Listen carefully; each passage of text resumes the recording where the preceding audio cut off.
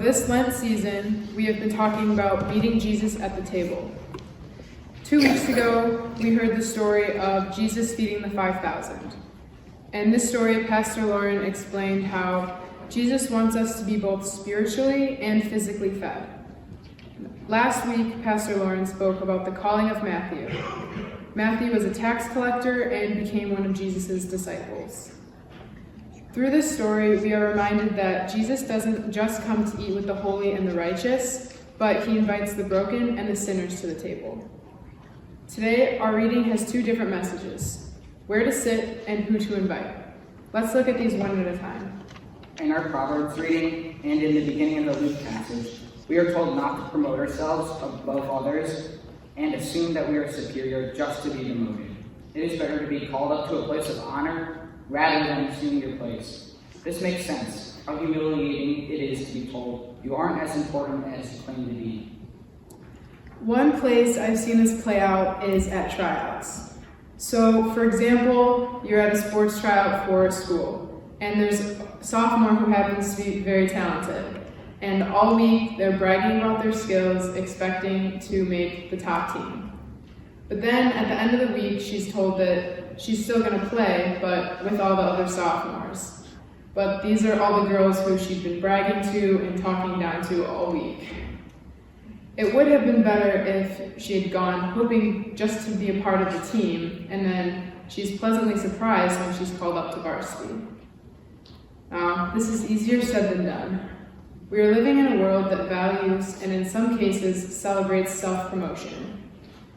What Jesus is teaching in Luke contradicts our cultural norms. For most of our lives, we've grown up with these. Growing up with technology constantly at our fingertips means we're always able to see a glimpse of other people's lives. The stories they tell about themselves may not always be true. However, you can't help but constantly compare yourself to others. We are bombarded by self-exalting. Let me show you what we face daily due to social media.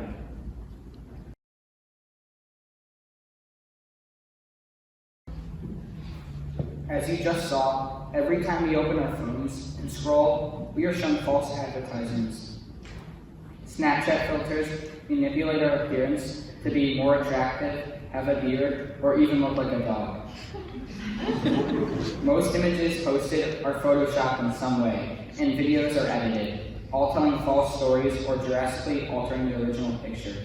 All these are used to promote a person or a brand. You can't help but join in on self-promotion. Even when we put our phones down and go to a concert, we want the best seats. This isn't just for the best views, but also because having the best seats makes us feel important.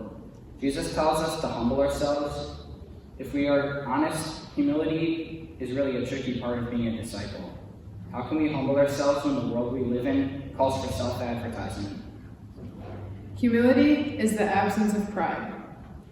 We need to step back and recognize that God created us with unique gifts and strengths. We need to find joy in those gifts, but also understand that there may be someone out there with a better idea or skill. It is better to share your gifts, your thoughts, your talents, and allow others to lift you up to a place of honor or importance. In the second part of the Luke passage, after being told to humble ourselves and wait to be exalted, Jesus turned to the host and told him that, while the party was fun, he really should have been inviting the people who could not pay him back, the people who never get invited out, the misfits, the lame, the blind, and anyone else who could not repay the hospitality.